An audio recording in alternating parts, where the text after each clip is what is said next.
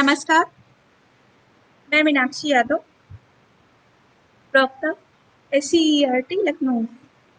पिछली क्लास में हम लोगों ने सामाजिक अध्ययन के टॉपिक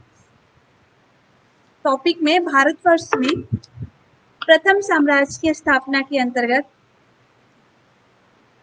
मगध के उत्कर्ष, मौर्य काल पर विस्तार से चर्चा के साथ गुप्त काल के राजनीतिक इतिहास पर विस्तार से चर्चा किया था। आज इस बातचीत को आगे बढ़ाते हुए गुप्तकालीन प्रशासनिक व्यवस्था और सांस्कृतिक उपलब्धियों पर प्रकाश डालेंगे।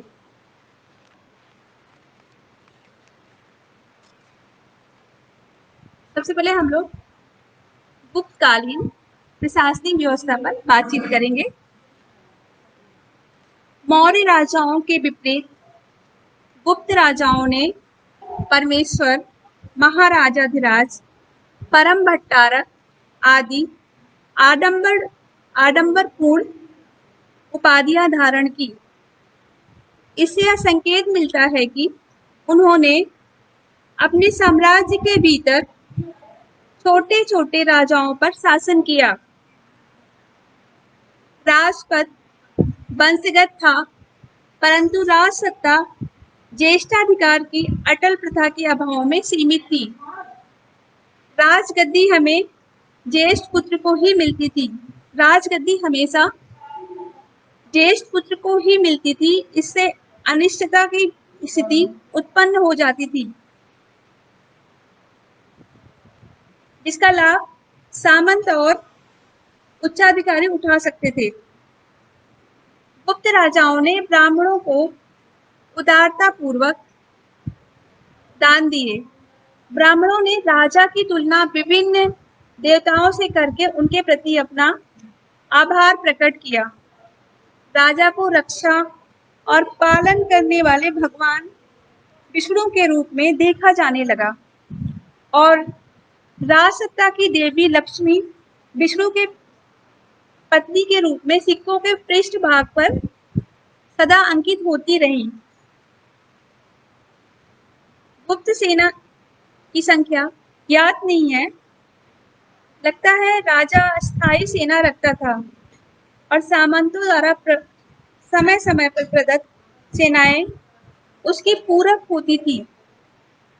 अश्वचलित रथ के स्थान पर घुड़सवारों का महत्व बढ़ गया था। घोड़े पर सवार होकर तीर चलाना अच्छा रण कौशल था। गुप्त काल में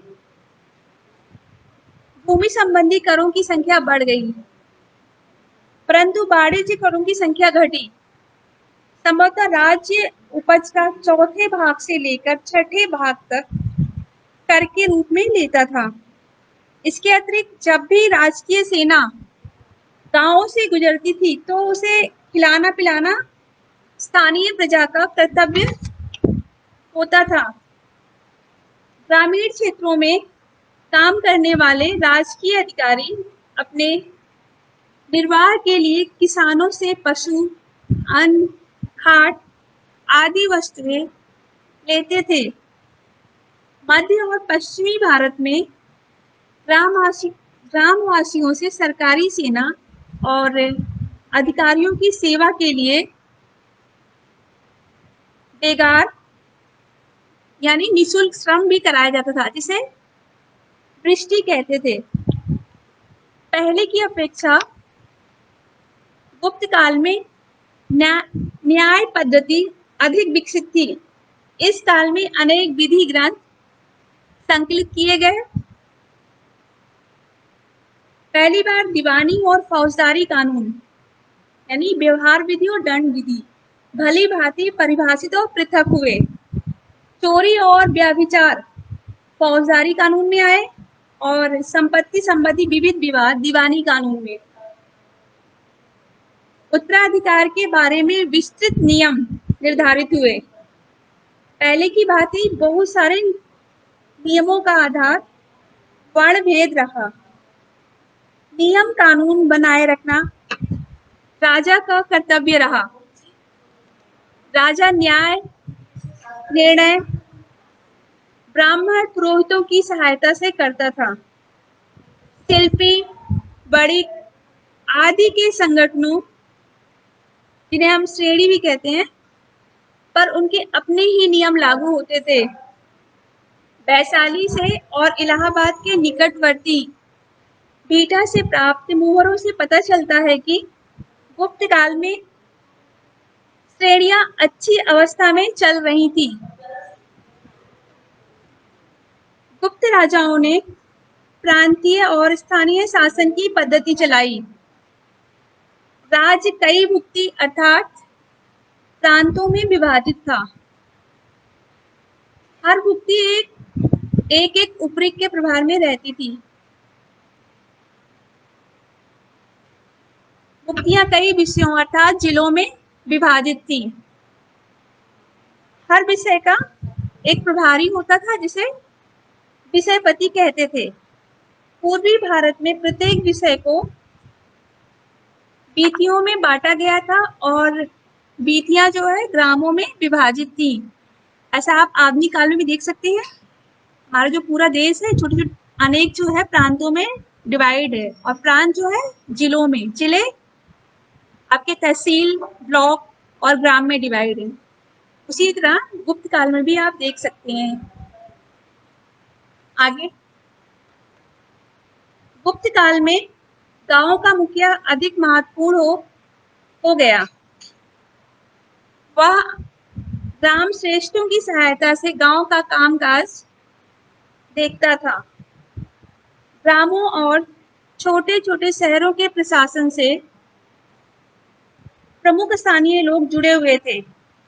इनकी अनुमति के बिना जमीन की खरीद फरोख्त नहीं हो सकती थी। नगर के प्रशासन में व्यवसायियों के संगठन, जिन्हें हम श्रेणी कहते हैं, की अच्छी साझेदारी रहती थी। वैशाली से प्राप्त सीलों से प्रकट होता है, सील मतलब मुहरें जो मिली है वैशाली से, कि शिल्पी, बणिक और लिपिक एक ही संस्था में काम करते थे और इस हैसियत से वे स्पष्टता नगर के कार्यों का संचालन करते थे। उत्तरी बंगाल, आधुनिक बांग्लादेश के कोटी वर्ष की प्रशासनिक परिषद में मुख्य बणिक, मुख्य व्यापारी, मुख्य शिल्पी शामिल थे। भूमि के अनुदान या खरीद बिक्री में उनकी सम्मति आवश्यक समझी जाती थी। शिल्पियों और बणिकों के अपने अलग अलग संगठन थे। बीटा और वैशाली के शिल्पियों और बणिकों की अलग अलग श्रेणियां हमें ज्ञात हैं। मालवा के मंदसौर और इंदौर में रेशम बुनकरों की अपनी खास श्रेणी थी। उत्तर प्रदेश में बुलंदशहर जिले में तेलियों की अपनी श्रेणियां थी। ऐसा प्रतीत होता है कि श्रेणियों, खासकर बणिकों की श्रेणियों को कई खास छूटों की सुविधा दी गई थी। हर हालत में श्रेणियां अपने सदस्यों के मामले देखती थी और श्रेणियों के नियम कानून पर परंपरा का उल्लंघन करने वालों को सजा दे सकती थी। इस प्रकार की प्रशासन पद्धति केवल उत्तरी बंगाल, बिहार और उत्तर प्रदेश में तथा मध्य प्रदेश के कुछ क्षेत्रों में ही लागू थी, जहां गुप्त राजा अपने अधिकारियों की सहायता से प्रत्यक्ष शासन करते थे। साम्राज्य के अधिकतर भाग सामंतों या मंडलेश्वरों के हाथ में थे, जिनमें से अनेकों को समुद्रगुप्त ने अपने अधीन कर लिया था। साम्राज्य के सीमावर्ती सामंतों के तीन ही कार्य होते थे। पहला, वे सम्राट के दरबार में स्वयं उपस्थित होकर सम्मान निवेदन करते। दूसरा, नजराना चढ़ाते और विवाहार्थ अपनी पुत्री समर्पित करते थे। लगता है कि इसके बदले उन्हें अपने क्षेत्र पर अधिकार का शासन पत्र मिलता था। गरुड़ छाप वाली राजकीय मुहर जिन शासन पत्रों पे हैं, वे सामंतों द्वारा जारी की गई प्रतीत होती हैं। गुप्त काल में पुरोहितों और प्रशासकों को क्षेत्र विशेष में ग्राम ग्राम अनुदान के द्वारा कर ग्रहण और शासन करने की रियायत दी जाती थी, जिससे स्वतंत्र जिससे सामंत तंत्र को बल मिला। भूमि अनुदान प्रथा, जो अग्रहार के नाम से प्रसिद्ध थी, का प्रारंभ दक्कन में सातवाहनों ने किया और गुप्त काल में खासकर मध्य प्रदेश में यह सामान्य परिपाटी बन गई। पुरोहितों और अन्य धर्माचार्यों को करमुक्त भूमि दान में दी जाती थी और उन्हें वैसे सभी कर उगाहने का अधिकार भी दे दिया जाता था, जो अन्यथा राजकोष में जाते। जो ग्राम दान में दे दिए जाते थे, उनमें राजा के अधिकारियों और अमलों को प्रवेश करने का हक नहीं रहता था। अनुदान भोगी वहां के अपराधियों को सजा भी दे सकता था। गुप्त काल में अधिकारियों को वेतन का भुगतान जमीन देकर किया जाता था कि नहीं, यह स्पष्ट नहीं है। स्वर्ण मुद्रा की अधिकता से पता चलता है कि ऊंचे अधिकारियों को नगद वेतन देने की परिपाटी चलती थी, किंतु उनमें से कुछ न कुछ अधिकारी अपना वेतन भूमि के जरिए भी प्राप्त करते थे। चूंकि समाज के प्रशासन संबंधी बहुत सारे काम सामंतों और अनुदान भोगियों के हाथों से ही संपन्न हो जाते थे, इसलिए मौर्यों की भांति गुप्तों को अधिक अधिकारी वर्ग रखने की आवश्यकता नहीं थी। बहुत अधिक अधिकारी रखना इसलिए भी अनावश्यक हो गया क्योंकि मौर्य राज की भांति गुप्त राज्य बड़े पैमाने पर आर्थिक कार्यकलाप में संलग्न नहीं था। ग्राम और नगर के प्रशासन में शिल्पियों, बड़िकों, श्रेष्ठियों आदि के भाग लेने से अधिकारियों का लंबा तांता अनावश्यक रह गया। गुप्तों का मौर्यों की भांति ना लंबा चौड़ा प्रशासन तंत्र, ना उन्हें इसकी आवश्यकता थी। कई दृष्टियों से गुप्तों की राजनीतिक प्रणाली में सामंती रंग दिखाई देता है। इस तरह से आप समझ के होंगे गुप्त, क्योंकि आप पहले पढ़ चुके हैं गुप्त प्रशासन और मौर्य प्रशासन में क्या अंतर है। आगे बढ़ती है गुप्तों की गुप्त काल के आर्थिक जीवन पे चर्चा करते हैं। गुप्तकालीन आर्थिक जीवन की कुछ झलक हमें चीनी बौद्ध यात्री फाहयान के यात्रा वृत्तांत से मिलता है, जो गुप्त साम्राज्य के विभिन्न भागों में घूमा था। अन्य बातों के अलावा वह हमें बताता है कि मगध नगर और मगध नगरों और धनवानों से भरा पूरा था और धनी लोग बौद्ध धर्म का संपोषण करते थे और उसके लिए दान देते थे। प्राचीन भारत के गुप्त राजाओं ने सबसे अधिक स्वर्ण मुद्राएं जारी की, जो उनके अभिलेखों में दिनार कही गई हैं। नियंत्रित आकार और भार वाली ये स्वर्ण मुद्राएं अनेक प्रकारों और उपप्रकारों में पाई जाती हैं। इन पर गुप्त राजाओं के स्पष्ट चित्र हैं और इनसे उनकी युद्ध प्रियता और कला प्रियता का संकेत मिलता है। हालांकि इन मुद्राओं में स्वर्ण का अंश उतना शुद्ध नहीं है जितना कुषाण मुद्राएं थी। तथापि ये न केवल सेना और प्रशासन के अधिकारियों को वेतन चुकाने में, अपितु भूमि की खरीद बिक्री संबंधी आवश्यकता की पूर्ति में भी सहायक हुई। गुजरात विजय के बाद गुप्त राजाओं ने बड़ी संख्या में चांदी के सिक्के भी जारी किए, जो केवल स्थानीय लेन देन में चलते थे, क्योंकि पश्चिमी शासकों ने यहाँ चांदी के सिक्कों का महत्वपूर्ण स्थान था। कुषाणों के विपरीत गुप्तों के तांबे के सिक्के बहुत ही कम मिले हैं। इससे प्रकट होता है कि जन सामान्य में मुद्रा का प्रयोग जितना कुषाण समय में होता था उतना अब नहीं रहा। पहले के काल में व्यापार में वृद्धि होने के कारण बड़े और पहले के काल में व्यापार में वृद्धि होने के कारण नगर बढ़े और समृद्ध हुए। गुप्त काल के आरंभिक दौर में यह समृद्धि जारी रही। न केवल भारत के भीतर और पश्चिमी एशिया के साथ बल्कि दक्षिण पूर्व एशिया के साथ भी व्यापार होता था। बहुत से व्यापारी माल लेकर विदेशों में जाने लगे और उससे भारी मुनाफे पर बेचने लगे। व्यापार में वृद्धि के साथ साथ समुद्री यात्रा और जहाज निर्माण के ज्ञान में भी वृद्धि हुई। पहले से बड़े जहाज बनाए जाने लगे और पश्चिमी तथा पूर्वी तटों के बंदरगाहों में पहले से अधिक जहाज झुंड बनाने लगे। गंगा के डेल्टा में स्थित ताम्रलिप्ति जो पहले भी आ चुका है जब हम गुप्त काल का आर्थिक जीवन पढ़ रहे थे। ताम्रलिप्ति ये बंगाल में है। ये आधुनिक मिदनापुर का जिला इसके अंतर्गत आता है।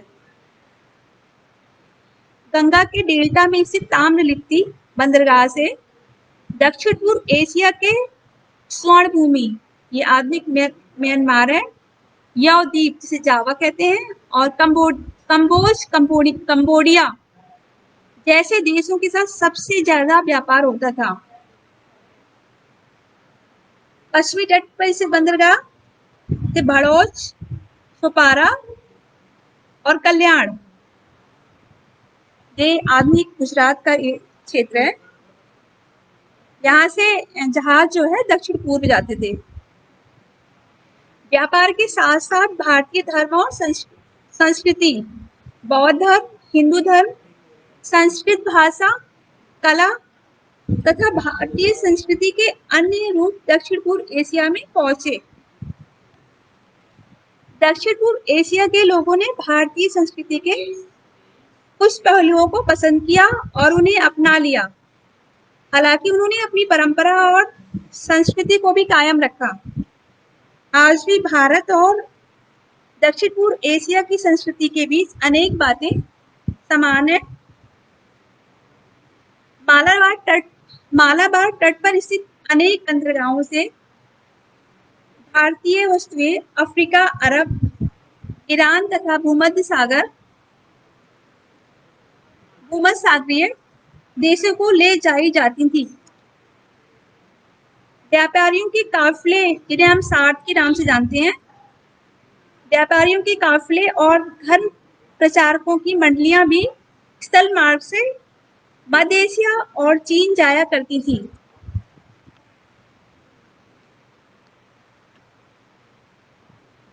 गुप्त काल के अंतिम दौर में व्यापार में हास्य दिखाई देता है। 550 ईस्वी तक भारत पूर्वी रोमन साम्राज्य के साथ कुछ व्यापार करता रहा, जहां वह रेशम बेचता था। 550 ईस्वी के आसपास पूर्वी रोमन साम्राज्य के लोगों ने चीनियों से रेशम पैदा करने की कला सीख ली। इससे भारत के निर्यात व्यापार पर बुरा असर पड़ा। 6वीं सदी के मध्य तक भारतीय रेशम की मांग विदेशों में कमजोर पड़ गई थी। मदसौर अभिलेख के अनुसार 5वीं सदी के मध्य में रेशम बुनकरों की एक श्रेणी पश्चिमी भारत स्थित अपने मूल निवास स्थान लाट देश को छोड़कर मदसौर चली गई और वहां उन बुनकरों ने अपना मूल व्यवसाय छोड़कर अन्य व्यवसाय अपनाया। गुप्त काल में विशेषतः मध्य प्रदेश में ब्राह्मण पुरोहितों का भूस्वामी के रूप में उदय हुआ, जो किसानों के हितों के विपरीत था। ब्राह्मण पुरोहितों को दान में जो भूमि दी जाने लगी, उससे बहुत सी पड़ती जमीन आबाद हुई। लेकिन यह अनुदान भोगी वर्ग स्थानीय जनजातीय किसानों के ऊपर लाद दिया गया, जिसके परिणाम स्वरूप उन किसानों की हैसियत नीचे गिर गई। मध्य और पश्चिमी भारत में किसानों से बेगार लिया जाने लगा। दूसरी ओर मध्य भारत के जनजातीय इलाकों में ब्राह्मण अनुदान भोगियों ने बहुत सारी पड़ती भूमि को आबाद कराया और खेती की अच्छी जानकारी प्रचलित की।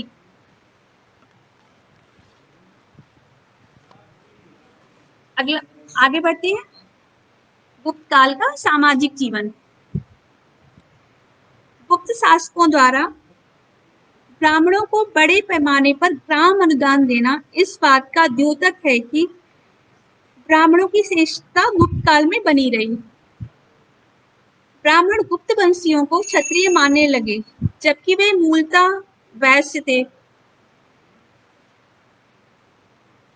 ब्राह्मणों ने गुप्त राजाओं को देवताओं के गुणों से अलंकृत रूप में चित्रित किया। इससे गुप्त राजाओं की हैसियत धर्मशास्त्र सम्मत हो गई और वे ब्राह्मण प्रधान वर्ण व्यवस्था के परम प्रतिपालक हो गए। भारी संख्या में मिले ग्राम अनुदानों के फलस्वरूप ब्राह्मणों ने खूब धन संचय किया। इस प्रकार ब्राह्मणों ने बहुत से विशेषाधिकार अर्जित किए, जो लगभग 5वीं सदी में रचित नारद स्मृति में गिनाए गए हैं। वर्ण अनेक जातियों और उपजातियों में बंट गया। इसके 2 कारण हुए।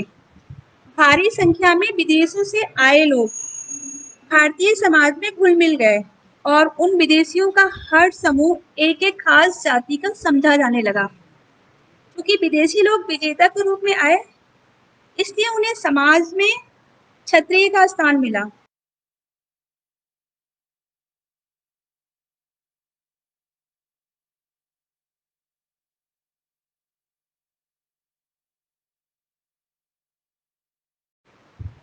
पूर्ण लोग 5वीं सदी का अंत होते होते आए।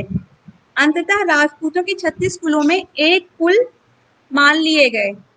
आज भी हूण उपाधि वाले राजपूत मिलते हैं।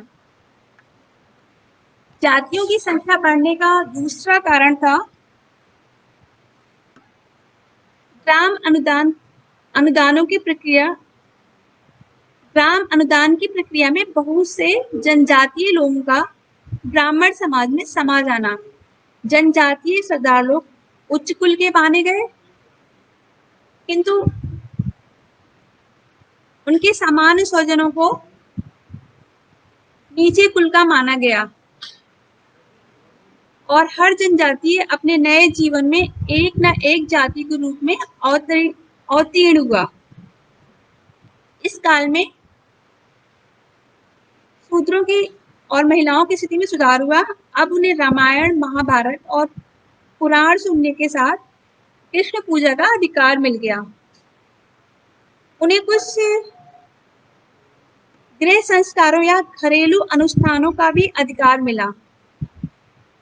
इन कर्मों में अवश्य ही पुरोहितों को दक्षिणा प्राप्त होती थी। यह समझा जा सकता है कि सभी शूद्रों की आर्थिक स्थिति में हुए सुधार का ही परिणाम था। 7वीं सदी से शूद्रों की पहचान मुख्यतः कृषक के रूप में होने लगी, जबकि पूर्व काल में उनका चित्रण केवल ऊपर के तीनों वर्णों के वास्ते खटने वाले सेवक, दास और कृषि मजदूर के रूप में ही होता था। इस काल में अछूतों की संख्या में वृद्धि हुई, विशेषकर चांडालों की संख्या में। चांडाल समाज में बहुत ही पहले ईसा पूर्व 5वीं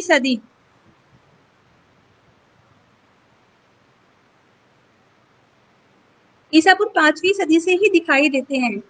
ईसा की 5वीं सदी में आकर उनकी संख्या इतनी बढ़ गई और उनकी अपात्रताएं इतनी प्रखर हो गई कि उनकी ओर चीनी यात्री फाहियान की दृष्टि बरबस खिंच गई।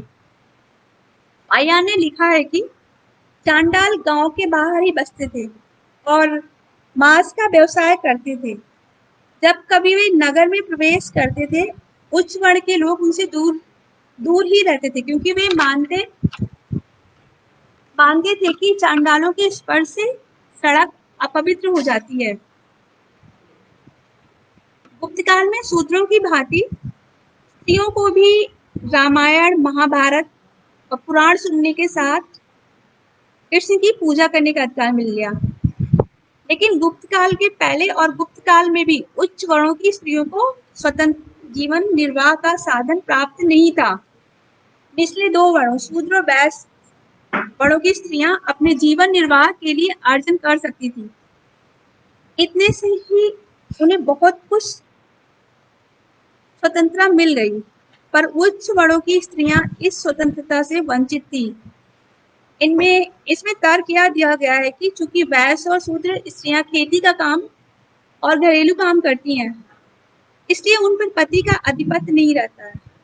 गुप्त काल में उच्च वर्णों के लोग अधिक से अधिक जमीन अर्जित करते गए, जिससे उनमें अधिक से अधिक पत्नी रखने और अधिक से अधिक संपत्ति बटोरने की प्रवृत्ति आई। पितृतंत्रात्मक व्यवस्था में गुप्त काल के लोग पत्नी को निजी संपत्ति समझने लगे, यहाँ तक कि पत्नी से मृत्यु में भी साथ देने की आशा करने लगे। पति के मरने पर उसकी पत्नी का पति की चिता में आत्मदाह करने का पहला उदाहरण गुप्त काल में ही 510 ईस्वी में मिलता है। फिर भी गुप्तोत्तर काल की कुछ स्मृतियों में कहा गया है, यदि पति खो जाए, मर जाए या संन्यास ले ले या पतित हो जाए तो स्त्री पुनर्विवाह कर सकती है। उच्च वर्णों की स्त्रियों की पराधीनता का मुख्य कारण यह था कि वे अपने जीवन निर्वाह के लिए पूर्णतः अपने पति पर आश्रित थी। उन्हें स्वामित्वाधिकार नहीं था। लेकिन सबसे पुरानी स्मृतियों में भी यह कहा गया है कि विवाह के समय वधू को दी गई भेंट स्त्री धन है, जिस पर उसका पूर्ण अधिकार है, परंतु पुत्रियों को अचल संपत्ति का उत्तराधिकार नहीं मिला था। धार्मिक जीवन। अब हम गुप्त काल के धार्मिक जीवन पर चर्चा कर लेते हैं। गुप्त काल में बौद्ध धर्म को राजाश्रय मिलना समाप्त हो गया। पायन के अनुसार बौद्ध धर्म बहुत ही समुन्नत स्थिति में था, लेकिन यथार्थ में इस धर्म का जो उत्कर्ष अशोक और कनिष्क के दिनों में था, वह गुप्त काल में नहीं रहा, परंतु कुछ स्तूपों और विहारों का निर्माण हुआ तथा नालंदा बौद्ध शिक्षा का केंद्र बन गया। गुप्त काल में आके महायान बौद्ध धर्म की तुलना में भागवत या वैष्णव संप्रदाय अधिक प्रभावी हो गया। इसने अवतारवाद का उपदेश दिया और इतिहास को विष्णु के 10 अवतारों के चक्र के रूप में प्रतिपादित किया। इसके अनुसार जब सामाजिक व्यवस्था पर संकट आता है, तब विष्णु उपयुक्त रूप में अवतार लेकर उसे बचाते हैं। विष्णु का प्रत्येक अवतार धर्म के उद्धार के लिए आवश्यक माना गया और धर्म का अर्थ राज्य द्वारा संरक्षित वर्ण विभाजित समाज और पितृतंत्रात्मक परिवार संस्था समझा गया। यह नया धर्म परम उदार था। सहज इसने विदेशियों को भी अपनी ओर खींच लिया। यह शिल्पियों और बणिकों को भी भाया, जो सातवाहनों और कुषाणों के काल में प्रबल हो चुके थे। कृष्ण ने भगवत गीता में घोषणा की है कि जन्म से अपवित्र स्त्री, वैश्य, शूद्र भी इसकी शरण में आ सकते हैं। इस धार्मिक ग्रंथ में वैष्णव धर्म का प्रतिपादन किया गया है।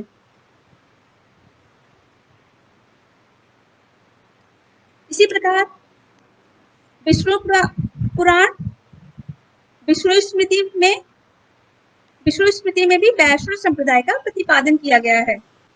6वीं शताब्दी में आकर विष्णु की गणना शिव और ब्रह्मा के साथ त्रिदेव में होने लगी। फिर भी विष्णु अपने आप में प्रमुख देवता रहा। 6ठी सदी के बाद उसकी पूजा से मिलने वाले पूर्ण फलों के प्रचारार्थ बहुत सी पुस्तकें लिखी गई, जिनमें सबसे ऊपर स्थान है भगवत पुराण का। इस पुराण की कथा का प्रवचन पुरोहित लोग कई दिनों में संपन्न करते थे। गुप्त काल के कुछ राजा शिव उपासक हुए, जो संहारियों प्रलय की देवता हैं। गुप्त काल में मूर्ति पूजा ब्राह्मण धर्म का सामान्य लक्षण हो गई। अनेक त्योहार मनाए जाने लगे।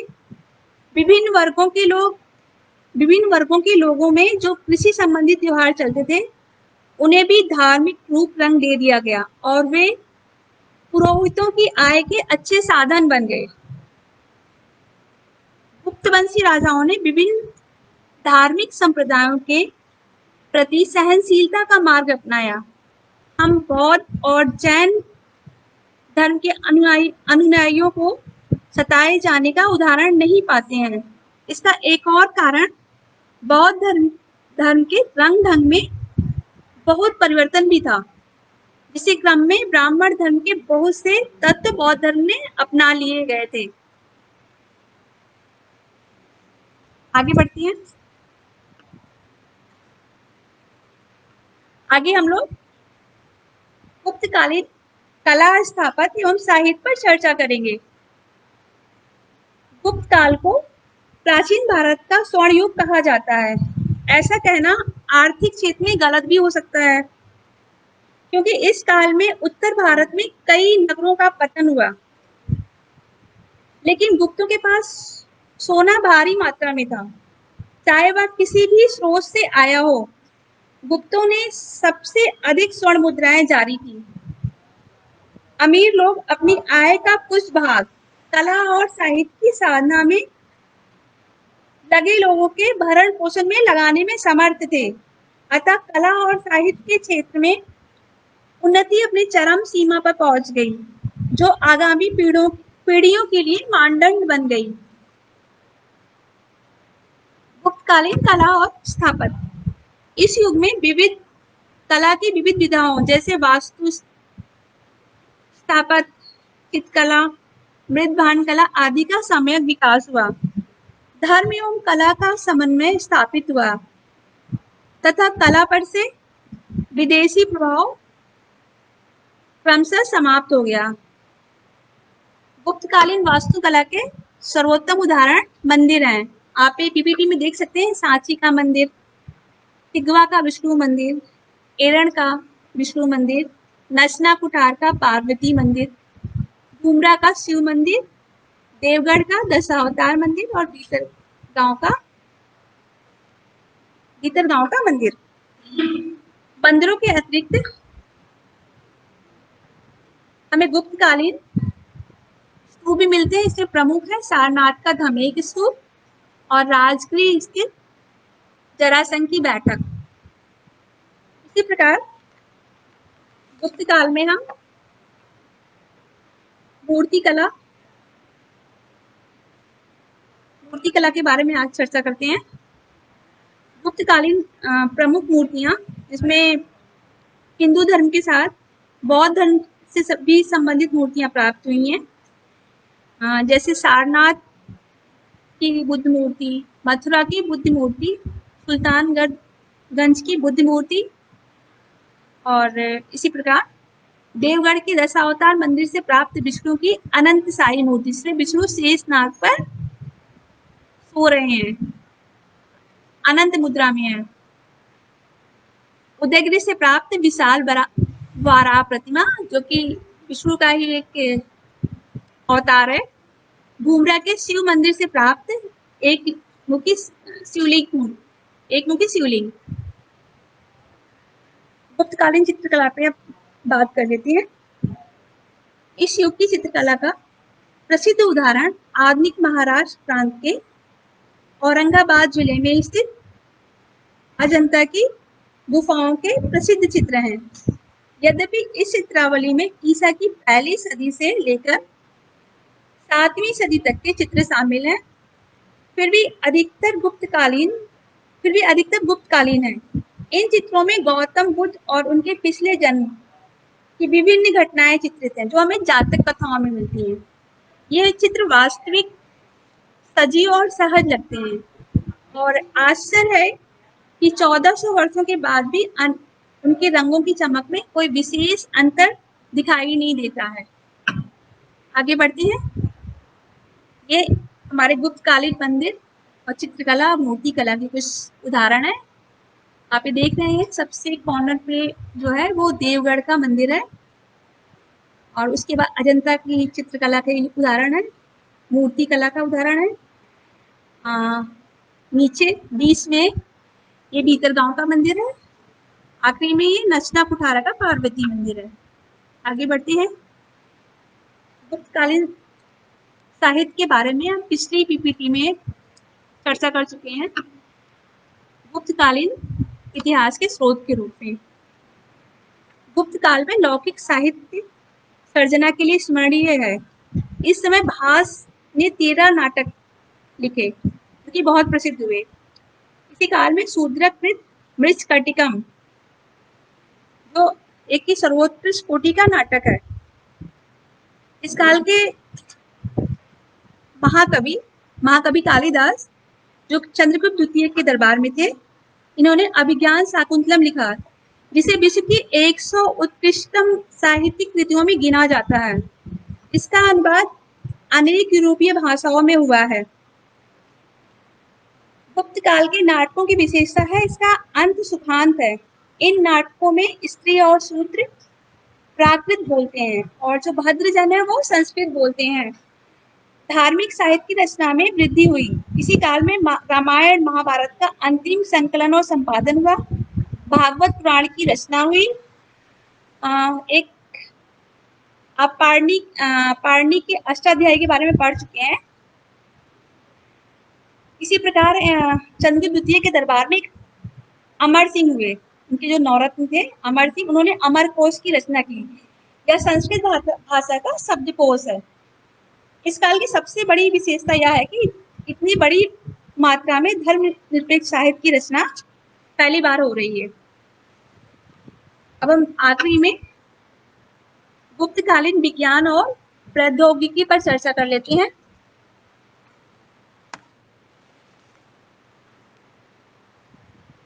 इस काल में ज्योतिष, चिकित्सा और गणित की अनेक प्रतिभाओं को पैदा किया। इसका एक कारण था व्यापार के जरिए दूसरे लोगों के साथ संपर्क और ज्ञान का फैलाव। इस काल के 2 प्रसिद्ध वैज्ञानिक थे, आर्यभट्ट और बारामीहिर। दोनों ही ज्योतिषी तथा गणितज्ञ थे। गणित, ज्योतिष और फलित ज्योतिष का विभाजन हो गया था। फलित ज्योतिष में आकाश के पिंडों की जानकारी का उपयोग भविष्य बताने के लिए हुआ। आर्यभट्ट ने स्पष्ट किया था कि पृथ्वी सूर्य की परिक्रमा करती है, परंतु उनके इस सिद्धांत को स्वीकार नहीं किया गया। आज हम जानते हैं कि आर्यभट्ट का सिद्धांत सही था। भारतीय गणितज्ञों ने दशमिक स्थानमान पद्धति का प्रयोग किया और उन्हें शून्य की जानकारी थी।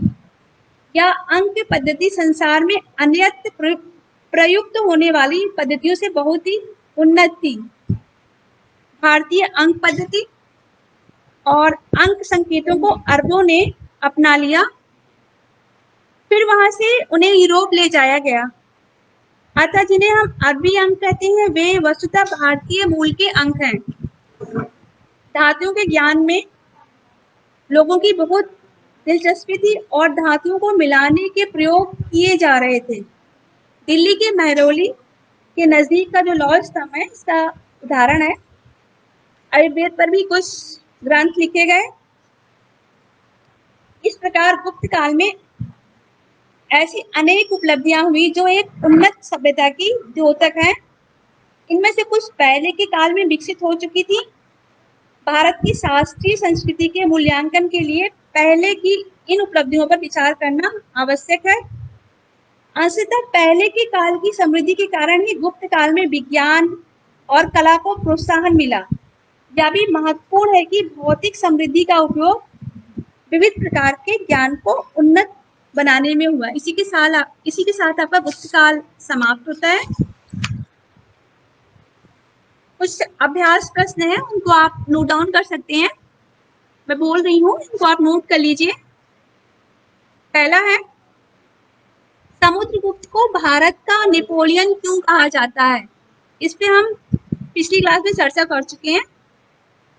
इसका उत्तर आप लिखिएगा अपनी नोटबुक पे। अगला प्रश्न है, गुप्त काल में जाति प्रथाओं में किन किन बातों में परिवर्तन आए? गुप्त काल में जाति प्रथाओं में किन किन बातों में परिवर्तन आए? लास्ट प्रश्न है, विज्ञान, गणित, धातुकर्म, ललित कला और वास्तुकला में गुप्त काल की उपलब्धियों का वर्णन करें।